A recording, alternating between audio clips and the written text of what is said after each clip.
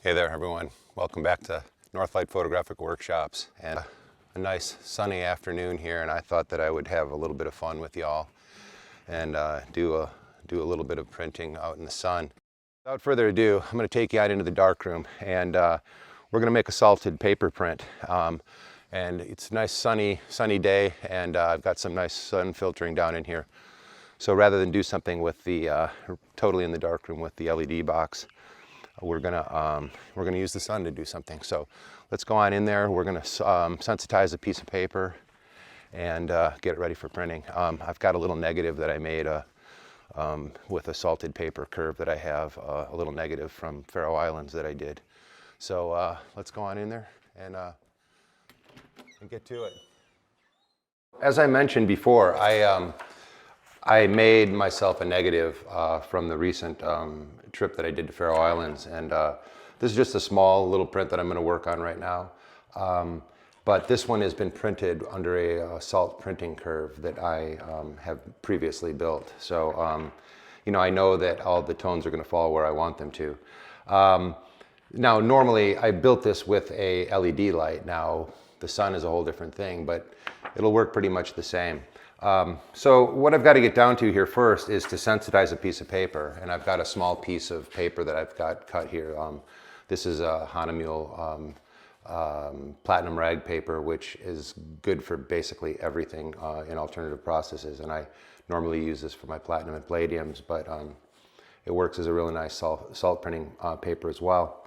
So the first thing that I have to do is to take my my sensitizer, my magic sensitizer here. Now, part of the formulas and things in the videos that I have in here, there is a salt printing video that goes into much more in depth of than I'm going to go right now. We're just going to do this for now. But this is my paper sensitizer, and what I've got to do is I've got to coat this sheet of paper with it first. Now, that does not make it light sensitive. What I have to do after that is to coat it with a 12% silver nitrate solution.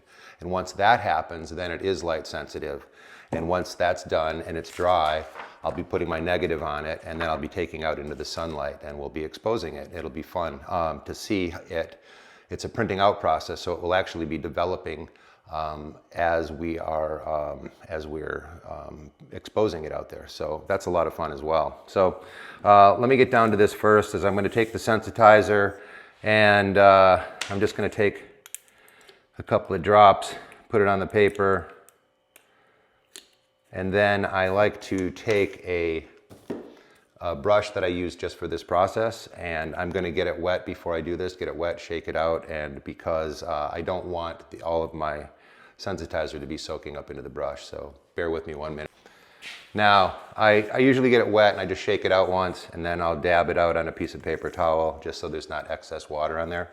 And then I'll come down here and I will coat it onto the paper. And you know, I just want to be nice and even as much as possible and make sure that I've coated the whole area, at least the whole area where I'm going to make my negative. Now, my negative here is fairly small, so I don't really have to coat the whole paper, but as a matter of rule, I usually do. So I'll get the sensitizer all laid out on there nice. Got a little schmutz on the paper there from one of my pigment bottles. All right, so that's nice. And now what I'm going to do is I'm going to go over and rinse out the brush, and then I'll come back over here and set this out to dry. And then once it's dry, I'll come back with you and we'll put some silver nitrate on there, okay? So bear with me. Okay, so my sensitized paper is now dry, and so now it's up to me to put the silver nitrate on there. Now, I use a different eyedropper, of course. You can see it's stained with the silver nitrate in there. And once again, I'm going to drop a couple of drops onto the paper just to make sure that I have enough. I'll set that off to the side. I've re-wet my brush already, so I'm just going to take it and start to brush it onto my paper here. I'm going to concentrate on an area about the size of my negative. And I go both ways like this, using the same side of the brush.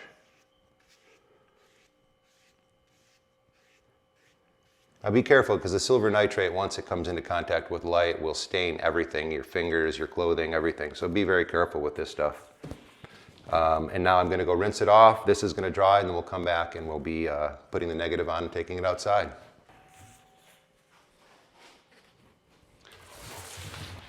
Okay, now I've got the paper dried.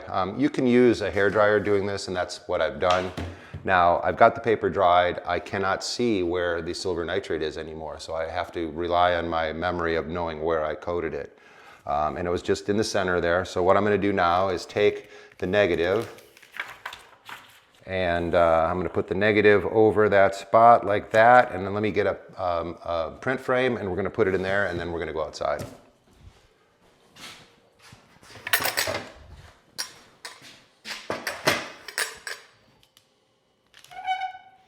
Okay, so let's get this in here. Got it all set. I'm going to put it in here face down on the glass. Put the back in and close it up. Now, we're ready to go outside and make the print. Now, the back of this is split framed, as you can see. So this means that I can open up half of it while we're printing and we can see what we're doing. Now, I won't do that out in the light, of course, but I will bring that back in so you can see before we're ready to develop it out, okay? So let's go.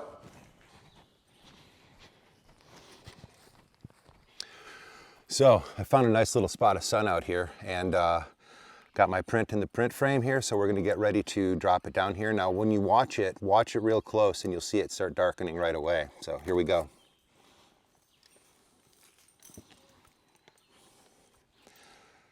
There it goes. Now, normally on a full bright sunny day, I'll leave it out here 3 to 5 minutes. Today, I'm probably going to leave it a little bit longer just because it's a little bit later in the day. And the sun is kind of variable because clouds that keep going across there. So this is Atticus, by the way. He's having a blast chasing chipmunks. Hey, you're shading my my print here. Ooh, there's a bug too. No, leave the bugs alone. Leave the bugs alone.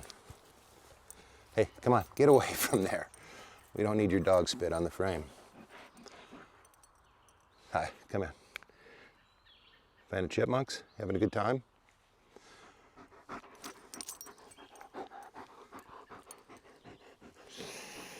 Good doggy. Good doggy. Can you believe this dog's not quite a year old yet? He's a great puppy, though. We thought we were getting a black German Shepherd, but I think we might have gotten a Malinois. At least he thinks he is. All right, go on, get out of here. Go, get. Okay, I'll come back to you in a couple of minutes here once this is done exposing. What I like to do is wait for the edges to kind of look a little bit bronzed. And that means to me that the exposure is kind of finished. So.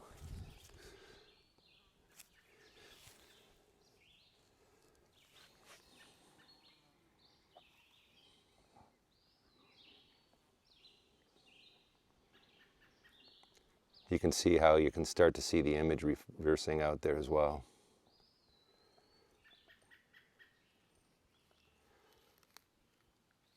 So I'll be back to you in another couple of minutes, and we'll take this in and we'll process it.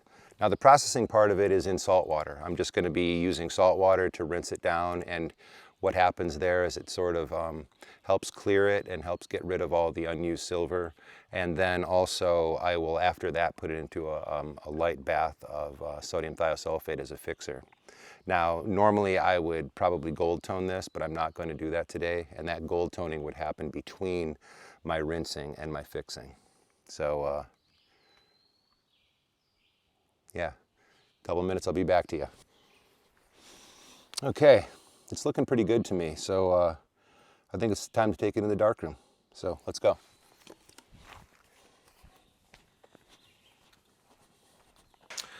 Okay, so we've got our exposure done here. Now, normally I would check this out if I didn't know what my exposure time was or what I was looking for, and this is one of the ways that you can do that. what you've got is a split frame back. And so what you can do is bring it in out of the UV light while you're exposing it, and you can check it by opening up half of the back. And as you can see the print already. Let me bring that up to you here. See, you can already see the print happening there. And I know that this looks pretty good to me. So I'm going to pull it out now at this point. But normally you might want to go back into the sun and add a few more minutes or something like that. So what we're going to do here is I'm going to take it out. And there, you can see the print. It's pretty cool.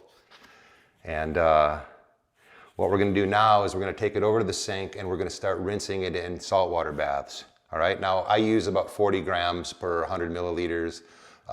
So it's about a 40% solution, and then I mix up a couple of them. But basically I know that I put a palm full of salt. Now I'm using coarse salt, kosher salt. You don't want to use iodized salt, okay? So come on with me, let's go.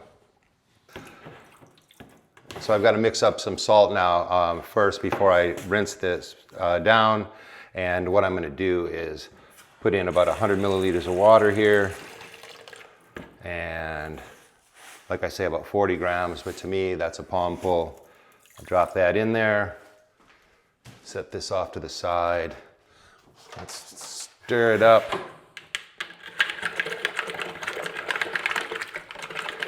You want to get it good and dissolved, because any coarse salt left in there might scour the surface of the paper a little bit. So here we go. Now, bring my print over here, drop it in, and I am going to drop the salted water in there. Now you can see the image is changing, and that image is going to change quite a bit throughout the process here. Now, what you've got to do, rather than just let it sit in the tray, is you've got to babysit it. You've got to give it a nice agitation. So what we're going to do is we're just going to keep agitating this print until I'm ready to switch the bath one more time. So while I'm doing this and keeping it moving, I'm going to fill up a little bit more, another 100 milliliters of water, and keep this moving here. Now you can see the print is changing somewhat. It's lightening. Now, like I say, it's going to go through a lot of different changes, and once I dry it, it's going to dry back down, and it's going to dry in a completely different color. So it's kind of a moving target. It's definitely the oldest of the printing processes in photography, invented back probably in the 1850s. 1859, I believe, was when they finally started using salt, sodium thiosulfate as a fixer, and therefore fixing the print so it was permanent. And that changed everything.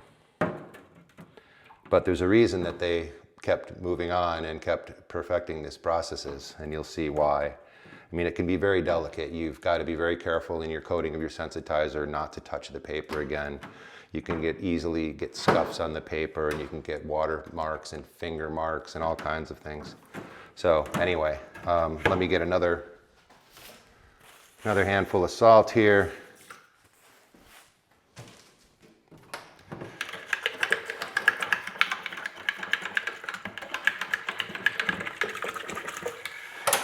Now I'll dump this tray out, put the new tray in, and rinse it really nicely. Now the last thing I'm going to want to mix up here is about the same amount of sodium thiosulfate. And while this is still soaking here, I'm going to get to that, okay?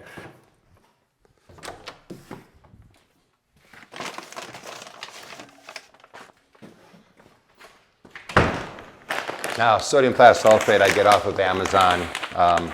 You can just look it up. Take about the same, about a handful, drop it in there, and we'll get that stirred up and ready to go. Now again, if I was going to tone this, which in most cases you should in the salted printing process, because even though you're fixing the image with sodium thiosulfate, it still will be somewhat fugitive. You know, it will change over the course of years, and it may even disappear at some point, depending on your processing.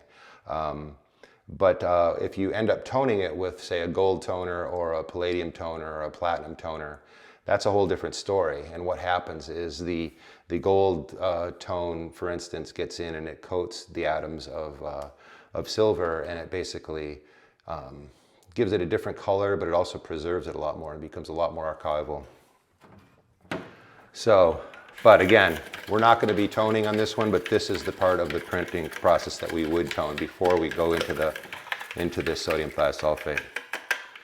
So I've got this pretty well mixed up. I'm going to dump this out, and what we're going to do is rinse it with some clear water first.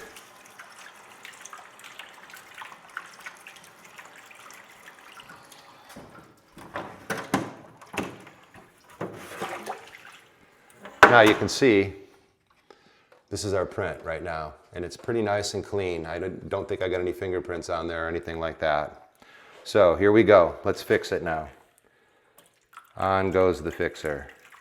Now you may notice some change again in the print when you put the fixer on, a little bit of color change. That's to be expected. And what's happening now is it's preserving it. It's preserving the silver crystals and the silver nitrate into the paper, and therefore it will be a nice print for quite a while. Now again, this is going to change substantially when I dry it. So what's going to happen is I'm going to go through the fixing process here, and then I'm going to wash it for 5 or 10 minutes.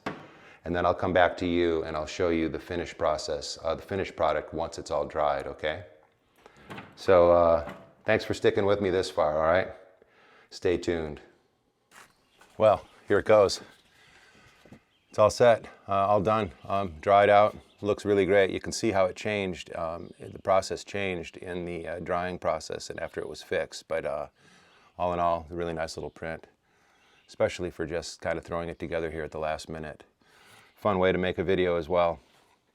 So as always, thanks for watching this video. If you want to learn more about this about this process, you can search online. There's a lot about it, or you can join up on my Patreon, which there'll be a link here below. And I am going to be teaching a lot of things over there. There's already a lot there to look at and to use for your own processes. There's instructional videos, there's formulas, there's all kinds of things. So I invite you to join up, and I hope to see you over there, all right? Anyway, till next time, take care of yourselves, and bye-bye.